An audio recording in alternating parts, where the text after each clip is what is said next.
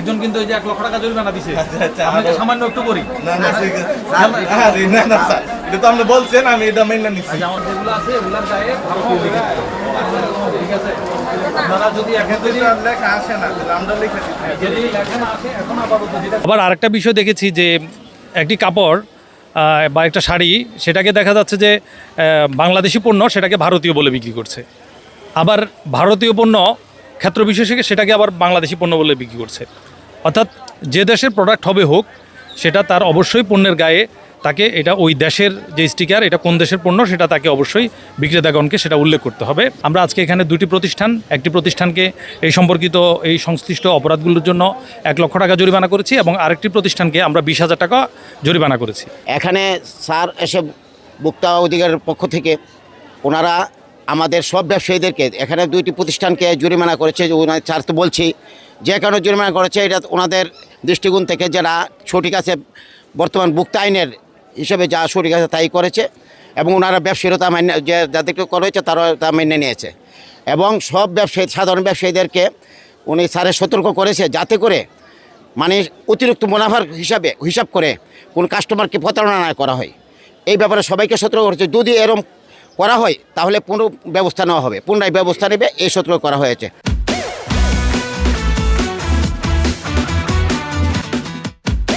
Basically যে অভিযানটা আসছে আসলে এটা সত্যি প্রশংসনীয় একটা উদ্যোগ। আমরা সাধারণ ক্রেতা যারা আছি তারা তো বিভিন্নভাবে হয়রানি হয়। এরকম যদি এই বিভিন্ন ঈদে আসে বা বিভিন্নভাবে আসে এইভাবে, তাহলে আমরা হয়রানির হাত থেকে মুক্ত পাবো, আমরা এই আশা ব্যক্ত করছি। আসলে ঘটনাটি অত্যন্ত সুন্দর এবং সাবলীল লাগছে আমার কাছে। আজকে জাতীয় ভোক্তা অধিকার সংরক্ষণ অধিদপ্তরের আমাদের যে নিয়মিত কার্যক্রম বাজার মনিটরিং, তার অংশ হিসাবে আজকে আমরা নিত্য প্রয়োজনীয় পণ্য এবং যে পোশাকের বাজার, এটাতে আমরা আজকে অভিযান পরিচালনা করেছি। তো আজকে আমরা শহরের যেই সড়ক বাজার এবং নিউ মার্কেট এলাকাতে আমরা কাপড় দোকানসমূহ পরিদর্শন করেছি। তো এখানে এসে আমরা যে বিষয়গুলো দেখেছি যে ঈদের সময় যে পণ্যগুলো তারা, বিদেশি পণ্যগুলো তারা বিক্রি করছে, যে বিশেষত ভারতীয় পণ্যগুলো বা অন্যান্য দেশ থেকে যে পণ্যগুলো এনেছে, এই পণ্যগুলো সঠিক কোনো সোর্সিং নেই। অর্থাৎ এই পণ্যগুলো তারা কোথা থেকে কিনেছে, কত টাকা দিয়ে কিনেছে, এটা কি বৈধ পথে এসেছে কিনা বাংলাদেশে, এই ব্যাপারে তাদের কোনো সুনির্দিষ্ট কোনো প্রমাণক নেই।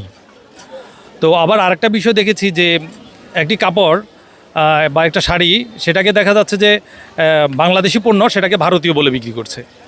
আবার ভারতীয় পণ্য ক্ষেত্র বিশেষে সেটাকে আবার বাংলাদেশি পণ্য বলে বিক্রি করছে। অর্থাৎ যে দেশের প্রোডাক্ট হবে হোক, সেটা তার অবশ্যই পণ্যের গায়ে তাকে এটা ওই দেশের যে স্টিকার, এটা কোন দেশের পণ্য সেটা তাকে অবশ্যই বিক্রেতাগণকে সেটা উল্লেখ করতে হবে এবং এটা তারা কত মূল্যে বিক্রি করছে সেই মূল্যটাও তাদের কাছে থাকতে হবে এবং এটা যে বৈধ পথে দেশে এসে এনেছে সেই সম্পর্কিত তাদের কাছে কাগজপত্র থাকতে হবে। এবং আমরা আরও দেখেছি যে একটা প্রোডাক্ট তাদের কিনা পড়েছে হয়তো 1500 টাকা, সেটা আবার ক্ষেত্র বিশেষে গিয়ে 5000 6000 টাকা তারা এটা স্টিকার মেরেছে এবং এটা একটা অস্বাভাবিকভাবে মুনাফা করারও একটা প্রবণতা দেখা যায়। তো এই প্রেক্ষিতে আমরা সাধারণত সাধারণ যে ব্যবসায়ীগণ রয়েছে, আমরা তাদেরকে সতর্ক করেছি এবং ক্ষেত্র বিশেষে আমরা আইনের প্রয়োগ ঘটিয়েছি। আমরা আজকে এখানে 2টি প্রতিষ্ঠান, একটি প্রতিষ্ঠানকে এই সম্পর্কিত এই সংশ্লিষ্ট অপরাধগুলোর জন্য 1 লক্ষ টাকা জরিমানা করেছি এবং আরেকটি প্রতিষ্ঠানকে আমরা 20,000 টাকা জরিমানা করেছি। অর্থাৎ আজকে আমরা মোট 2টি প্রতিষ্ঠানকে এই কারণে 1,20,000 টাকা অর্থদণ্ড দিয়েছি এবং তাদেরকে আমরা সতর্ক করেছি। সংশ্লিষ্ট এই সম্পর্কিত যারা ব্যবসায়ী রয়েছেন তাদেরকে আমরা এই বিষয়ে আবারও সতর্ক করেছি যে এই সমস্ত আইন কানুন মেনে যদি ব্যবসা না করেন, তাহলে আমাদের আইনের যে প্রয়োগ রয়েছে জনস্বার্থে, আমরা এর সর্বোচ্চ প্রয়োগ ঘটাবো।